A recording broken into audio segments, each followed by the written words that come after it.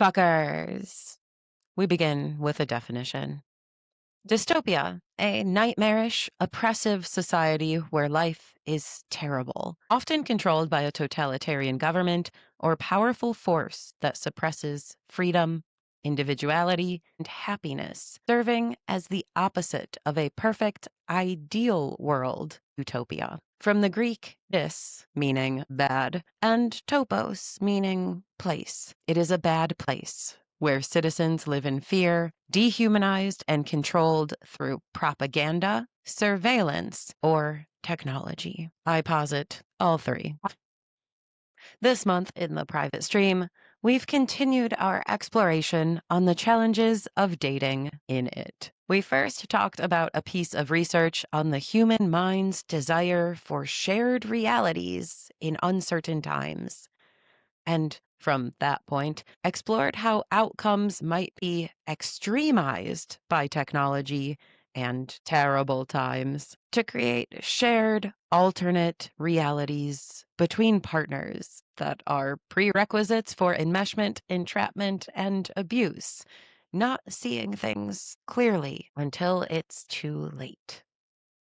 With the caveat, this is how some of us may have been living in personal dystopias for entire lifetimes, which explains the isolative, shared reality relationships that we've fallen into before. We also had a mega research episode where we ran through a dense list of 9 challenges unique to dating and relating due to technology domination in our dystopia. Of course, we chatted about the paradox of choice, AI designer girlfriends, lack of privacy in social media and location sharing, digital partner switching temptations, and the internet humiliation defenses of repeating approved scripts or shutting down entirely.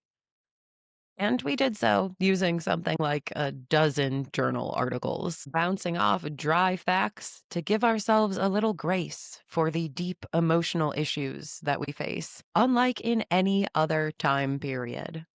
And we also had this entry that I'm about to share with you next. Returning again to the tech rampage in our decaying world, we asked, after the internet psychoeducational boom of the last decade, are we better at dating? Have we cracked the code of narcissists? Are we safer knowing more about abusers?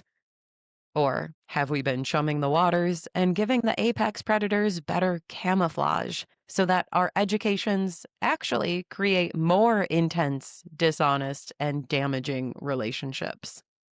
It's been another month investigating the downfalls of dating in a traumatized society. Let's explore how the dating pool may have been co-evolving, creating greater danger for all and filling the waters with lingering pubes to avoid all at once. And let's do it now. Enjoy. Yeah, fuckers. We're here, moderately depressed and anxious because of the world we live in all the time. So let's dive in to dating in dystopia. Before we begin today, I want to acknowledge that the episode so far may have been disappointing. All the focus on what we do wrong rather than what to watch out for while others do it all wrong. The prompts for self-reflection and figuring out why we make mistakes. The lack of shit-talking, throwing idiots under the bus, and damning entire populations for their failed attempts at love. I mean, I admit, it is not as fun. Where's the conversation about toxic behavior on and off the apps, guys acting like jackasses, and how to respond like a boss, shutting them down? Isn't that the crux of dating? Isn't that the crux of dating media? Well, maybe. Generally speaking, we have made it that way after talking it into reality. In a big way, it's a shared perspective that has been forced onto a great portion of the population, creating highly specialized realities to be joined or rejected about. So today, We are going to discuss some lurking dating threats to watch out for as we talk about pubes and sharks in fish's clothing, both of which lurk in the waters surrounding your hopeful ship. And the dating perspective that we just described, which created both phenomenon. I don't really know how to explain it succinctly, so we'll just get started. Speaking of shared realities from last time, it needs to be acknowledged that we are all living in one if we are listening to a podcast like this one, or watching therapy TikTok, or jumping into healing reels. The perspective of therapy, self improvement, examining the past, and reframing the present, things that now seem as normal and obvious as breathing to us are our own separate realities that we expect others to join us in. Wellness is required to relate with a good portion of humans. These are the lenses we now see the world through, the vocabularies that we speak in, the way that we assess every experience, every person that we meet. But that's not reality for everyone. And as we stated last time, number one, people do what they have to do to be successful. So they will try to adopt that worldview anyways if it's necessary to get matching. Maybe they aren't all that well, but they'll put on a show about it if it leads to genitals rubbing. Number two, shared realities between two or more people tend to get smaller and become tiny prisons as interaction between them funnels conversations, thoughts, and beliefs into defined, pre-approved directions. And I think we can see how this has happened to a good portion of us as this conversation has been broadly spread on the internet. So we must acknowledge we are in a shared reality sand trap, the wellness world, the healing space, and it has become a shared reality requirement for a good amount of the population. At least if they want to partner up or just get their goods goggled, they need to play ball. They need to do it in a way that overcomes a lot of the pessimistic and overly definitive, if you ask me, views on relationships that have become broadly distributed. Let's talk about dating. Thanks to the reputation it earned on the internet and the social divide that has us assessing each other as non-persons, I think we can all say very few people these days feel as though dating is a fruitful or fun idea. I've rejoined the apps. It's enough to elicit a group sigh, gasp, or cringe. Pats on the back and well wishes. Inquiries, "Are you sure, man?" And corresponding grimaces. This episode type is called Dating in Dystopia. Clearly, there are remaining judgments against being out on the market right now and what one can expect to encounter. It feels a bit like the preemption to a fish market, actually. Like we're all in an episode of The Greatest Catch, floundering around on open, wild, dark, and dangerous seas. There are a lot of curious sights, smells, and feelings.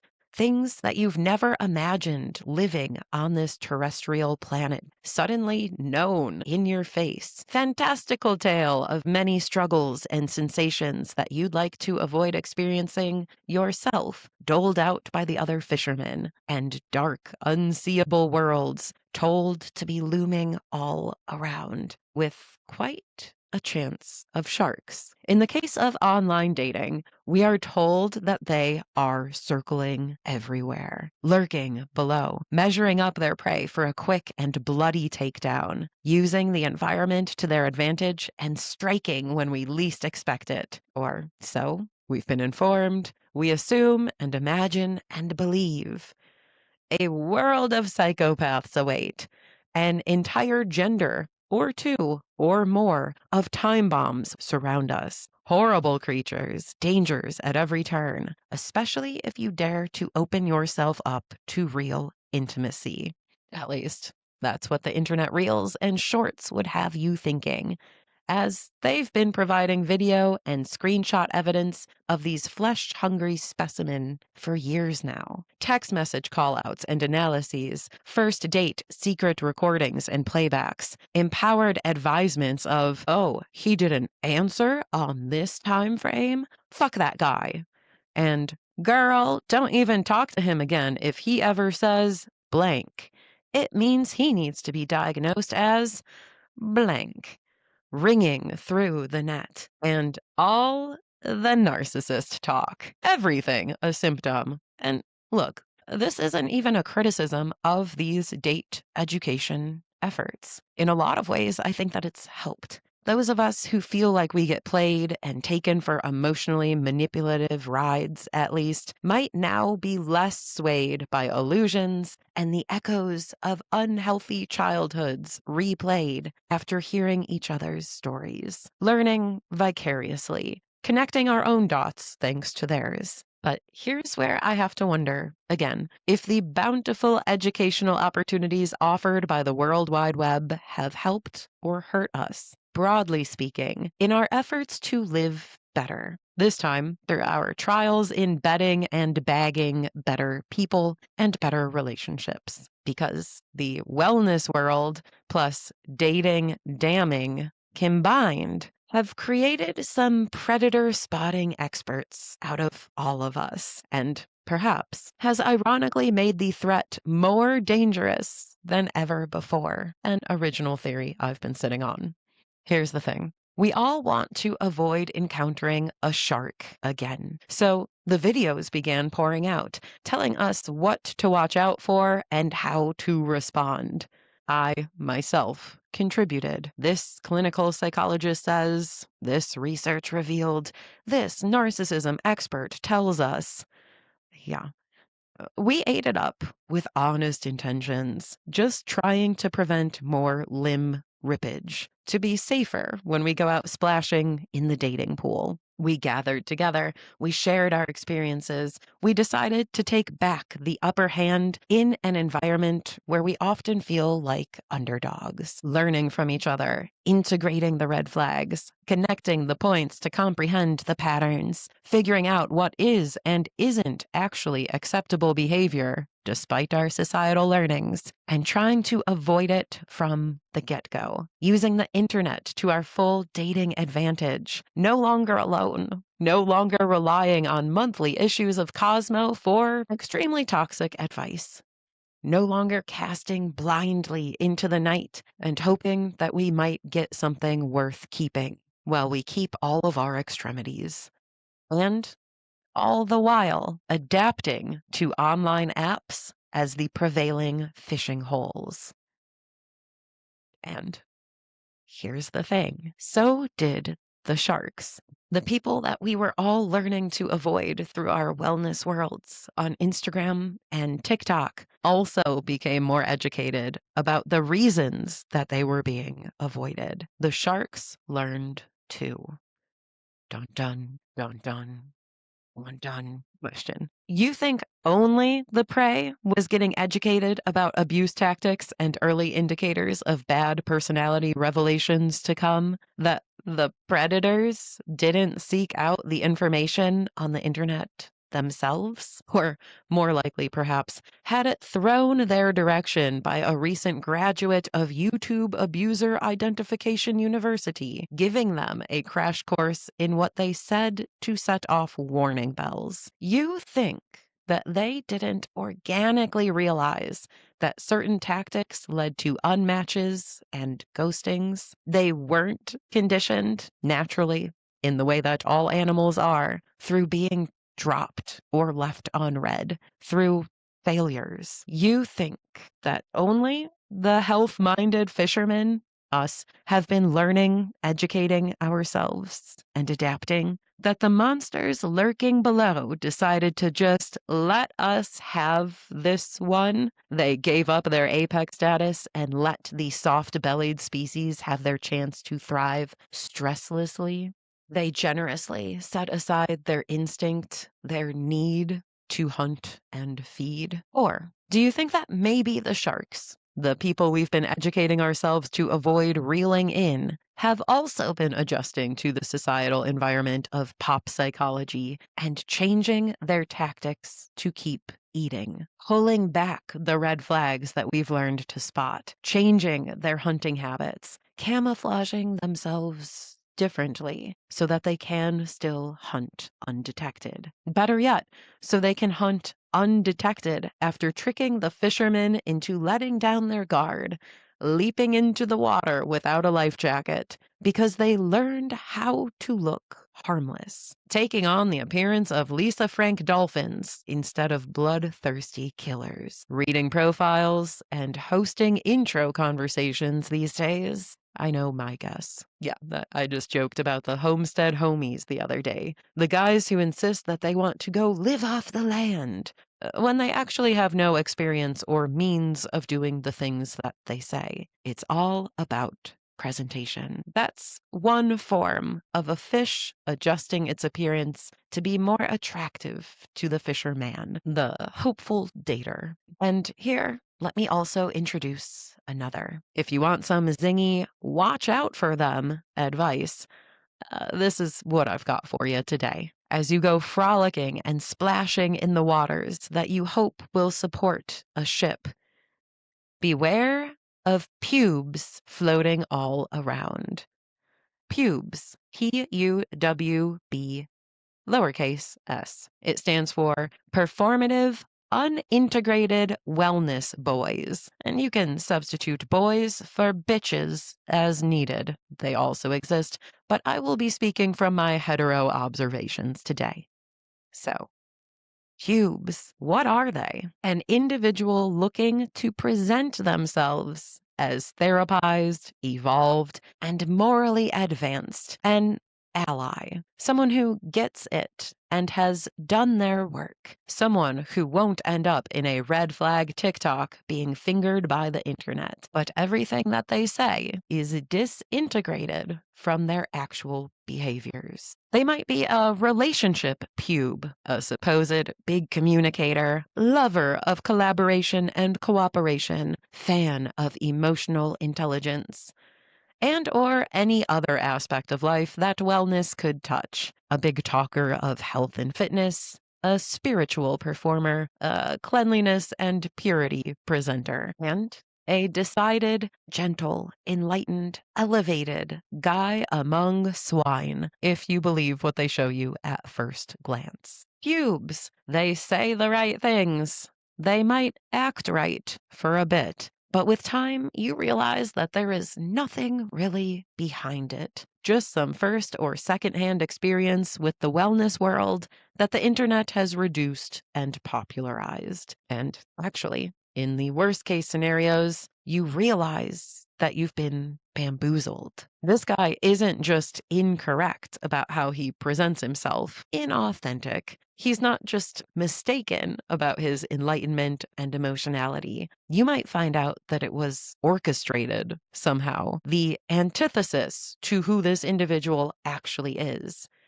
And then the tap dancing performance you just observed is far more concerning than if it were someone who doesn't have this oversight to mask themselves in this way. A non-pube will probably send you running for the hills. An ignorant pube is annoying. They're going to lack a strong identity and ultimately disappoint you. But a purposeful pube, that is an enormous threat. Having the awareness and the effort to create this persona indicates that there's self-knowledge and also the intention to mislead, to manipulate, to stay hidden deep below until it's time to breach the surface, prey in jaws. When you figure out that you've been hanging with an intentional pube, you might realize you've not been waiting around with an embarrassing genitalia adornment. You've been hanging with someone in a category all their own, an opportunistic hunter who knew exactly what they were doing. You've been swimming with a shark in fish's clothing. A next generation predator, self aware and self optimizing in light of the information that is prevalently available on the net, as the rest of us try to use that same information to reduce our risk of being maimed. So, you see the irony in all the effort. And how about another? The sharks have had a lot more time to evolve their hunting skills than we have had time to learn to counteract them. So, our efforts to out-detect and outsmart them are often, if anything, hubris instilling hindrances to actually staying safe rather than the harm prevention tools that we believe they are. We have this illusion of being safer due to our educations, which might encourage us to fling ourselves into the seas and confidently state that we will spot a shark before it gets to us. And this is untrue. Human predators have been learning how to pass, how to get what they need in life with charm and intrigue, hiding themselves and convincing others to believe their stories for their entire lives, like sharks evolving over millions of years to perfect their strategies. Human prey, the wellness fishermen who take a dip in the ocean once in a while, have only been getting informed about these strategies for the last 5 years or so. We are amateur, unskilled fishermen, especially compared to the predatory skills that we are trying to combat. As quickly as we can try to become, say, narcissism spotting experts, the narcissists can adapt faster and more effectively because, one, it's an old game to them. They were already skilled. And two, now they're being directly fed all the cheat codes. We might feel like we are mental health experts who can point out a fin from miles away,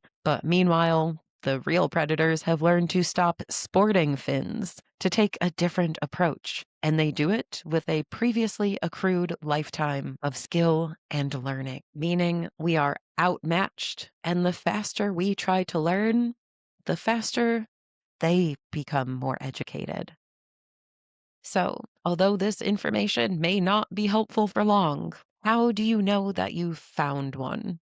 A secret shark? Or, God, we hope, just an annoying, unintentional pube without wasting said time, without losing any blood? Well, at the risk of being too reductive and providing more information to the toothy threats that we speak of, mind all the psychobabble, fitting in buzzwords and wellness memes and pop psychology when it is not necessary, so that conversation feels like you're being reported to, like they wrote a paper about this topic rather than they're relaying a part of their life to you. It doesn't feel like they're sharing or producing the information inherently from their own mind. Rather, it's often disjointed and inauthentic. The language changes quickly. The actual details about life are lacking. So, what they say is both too specific in intellectual terms and highly unspecific in real life material. It's awkward and distant from the way that people casually talk.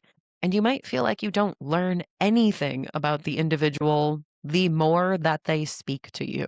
Because another sign is speaking without saying anything, wheeling and dealing in idyllic, nebulous philosophies, generally which you have not asked about whatsoever. They're soapboxing at you about their life learnings and insights when you have not inquired or said anything similar to spark the conversation. And frankly, we've all had insights on mushrooms before. Calm down. No one is wondering about yours. Or at least that's what I find myself thinking whenever this happens to me. And another sign, the stated interest in very progress-coded relationship goals that, again, mean nothing. There is no meat to them, i.e., saying things like they are here for finding an intentional relationship. putting communication first and forming an equal partnership with no grounding in real steps taken. If you try to discuss how they see a relationship unfolding, they give you nothing that you can grab hold of. It's the difference between "it's crucial to be with someone I share an art practice with" and "it's important to me that we support each other." You see, one gives real details, the other means nothing. One is based in experience, the other is based in presenting the right thought, they hope. So remember, when we're looking for people who've taken notes from the internet to develop their prevailing, presentable personality, it will be in internet terms. When we're looking for people who've developed these views through their own dealings and reflections, it will be in their terms, their vocabulary, their reality, and it might not sound as eloquent or bookish as the reels and the shorts do. It might be in basic words describing pretty basic behaviors, which can be easily overlooked, not seen as evidence of deep inner work. So, in general, when it comes to pubes and sharks, what they say sounds good if they were writing a paper about their knowledge, but it doesn't really go beyond that, and it feels very empty. They're reading and reacting to a script provided to them from the net, demonstrating who they need to be in order to keep eating, which can sound impressive and convincing if you are primed to start emotionally masturbating about these wellness boys or bitches without examining for real details, something we all generally do. So unfortunately, the tactic works. And in this way, the internet forced adaptation to happen quicker than we were ready for it. We relationship warriors, fishermen, went out. A generation or two and a half of them got educated about red and green flags as they relate to abuse, and the dating ecosystem changed as a result. The rewarded rules of conduct, the permitted jokes, the desired attitude and outlook on partnership altered by the glorious self-therapizing and in-office therapizing that we've been doing, which is excellent. Maybe there is less toxicity. Maybe teaching consent has added more safety. Maybe more of us at risk for abuse individuals have learned to walk away instead of selling our souls to various devils. And also, it's not so simple as the good guys learned to spot danger. Problem solved. Because the, if we want to call them, bad guys learned to hide their danger as a result. Meaning, if anything, the narcs and violent aggressors and misogynist jickwads have gotten smarter, stronger, better at taking down prey because they know what not to do to get past defenses and alarm systems, to hide their shark nature until it's too late. There's a scale of risk in online dating that this has fostered, from the annoying but generally harmless pube, a person who will probably be disappointing as you unravel the fact that they are lacking a strong sense of self. They are not relationship experts, and their weekend activities are nothing like their stated hobbies. Best case scenario, if you get together, you will become an annoying wellness couple. Worst case scenario, they drop the self-improvement facade, and you find out you're with a regular Joe with regular problems, all the way up to the real predators, the sharks. The people who are masking their genuine risk to landwalkers through learning how to tamp down their more obvious hunting moves. The creatures that will tear you limb from limb, leaving you to bleed out in the water. Unfortunately, it's hard to differentiate between the two until it's too late. So beware of both. Da-dun, da-dun, da-dun. When we speak of dating in dystopia, sure, We can focus on the obvious signals that society is a radiation polluted lake filled with mutated, human feasting monsters that primarily feed on the tears of hopeful local singles. We can fear the problems that we all know exist: incels, human rights violators, racists, misogynists, good old classic drunks and abusers. Or we can pay attention to, perhaps, the bigger problem, that the smartest of those scaly buggers have now been trained to shapeshift into forms that appear unthreatening, desirable even, on a whole new level than before, because they aren't reliant on their own experiential wisdom and reflection powers to figure out how to manipulate and charm anymore. Now they have reports. What works? What we're on the lookout for? What can be salvaged from the moves that have been identified as danger signs, but could be tweaked to still ping the same wound or pluck the same heartstring without raising alarm? I think this is the real scene that we face trying to date and relate in 2026. An ocean of fish, with a good portion of them secret sharks, wearing less fearful costumes, masquerading as inert, harmless, tasty morsels who could be friends, and accomplishing their goal with accuracy and self-awareness, thanks to all the insights that they have been fed online. We can apply our brains to the problem with more knowledge than ever before, but so can the people that we're trying to avoid, so that we're still trapped in the same prehistoric battle of prey and dark looming predator, with each side trying to change faster than the other. Da-dun, da-dun. There's another thing to remember, though. This is the part of the show where I make everyone mad or sad by reminding you that when we point one finger at someone else, we get three back at ourselves. We, too, are trying to adapt quickly, to be the best partners possible, to be dating successfully. And we've also received this psychoeducation, those nudges towards rapid reprogramming in accordance with societal standards that might outpace the human ability to genuinely change.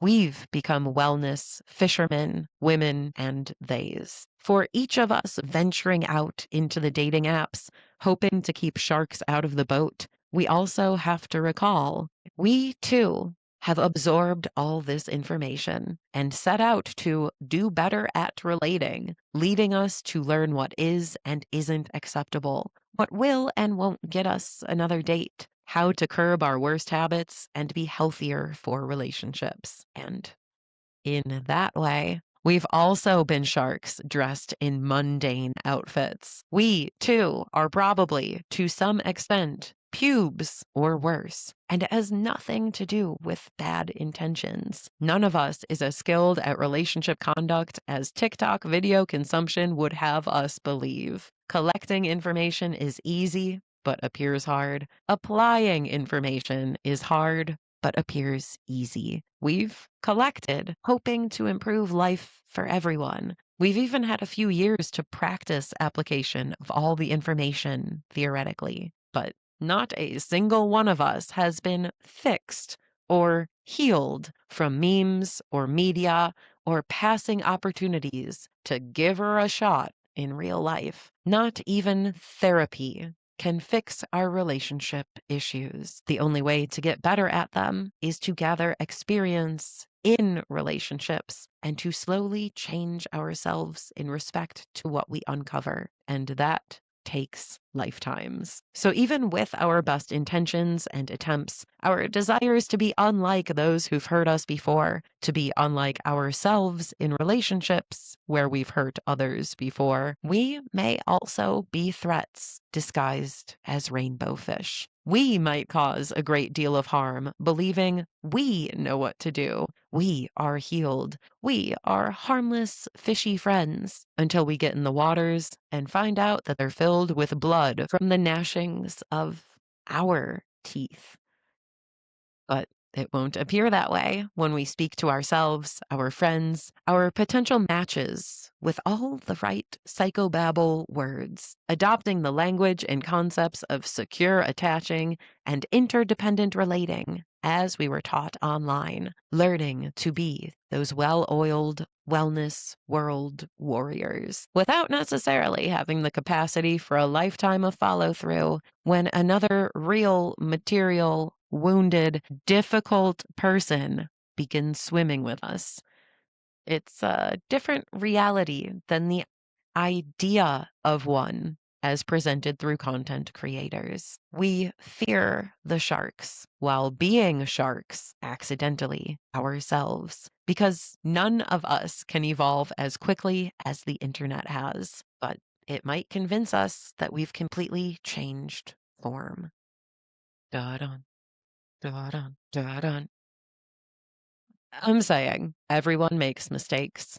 Trials come with pains for both parties. Relationships are bound to hurt, and we all deserve grace and repeat opportunities as long as we are actually trying. But I think the internet has convinced many people that they are experts, or at least adequates, of the most difficult components of being human: relationships.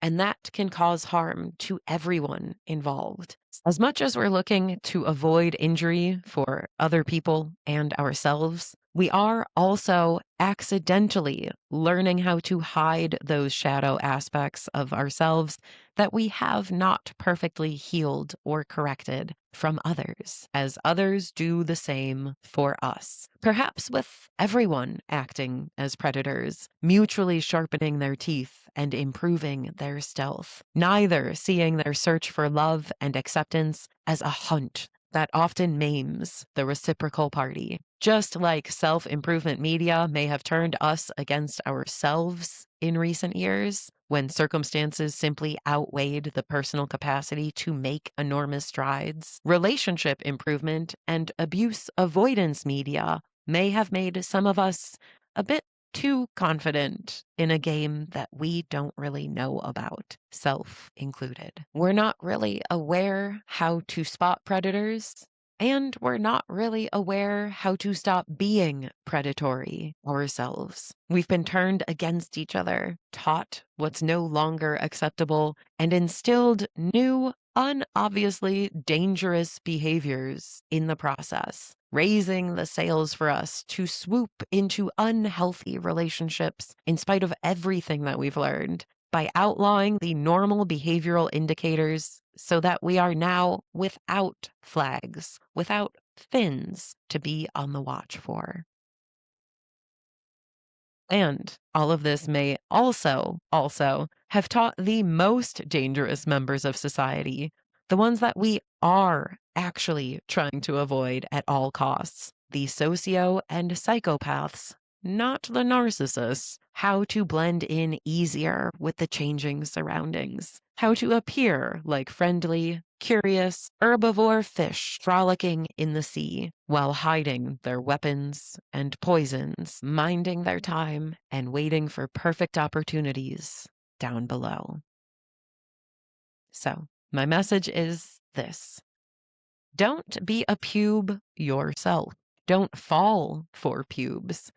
And beware of the elevated camouflage available for sharks. Yes, we're looking for fins. Yeah, they are now harder to spot than ever. They might appear to be kind of annoying and gross, but ultimately harmless pubes floating in the sea instead. And unfortunately, we might also be hiding our own warning signs and sharp teeth, acting as the secret sharks that the other fishermen, women, and theys are writing notes in bottles home about, creating terrifying mythologies and warnings to avoid the most dangerous waters where we are lurking.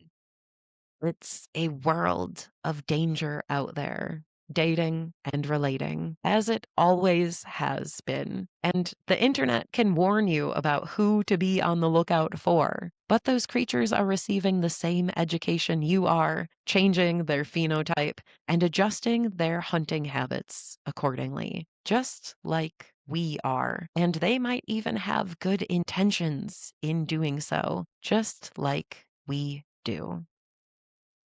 So maybe psychology and dating information about narcissists and energy vampires and twin flames hasn't actually been helpful and isn't wise to focus on the behaviors of others as indicators of a potential relationship, when instead we could make sure that we're fishing with the right technique, with a clear head for steering the ship, with the right bait, and with the ability to discern threats versus throwbacks versus keepers based on nuanced information that we have to sniff out, that we have to read from the waters for ourselves. Because the seas will always be changing and adapting to the ways that we go out fishing. And when we try to change and grow just as quickly, we might end up causing harm in return or absorbing heavy, life changing impacts by putting ourselves in deep waters that we are not ready for, assuming we will be able to outsmart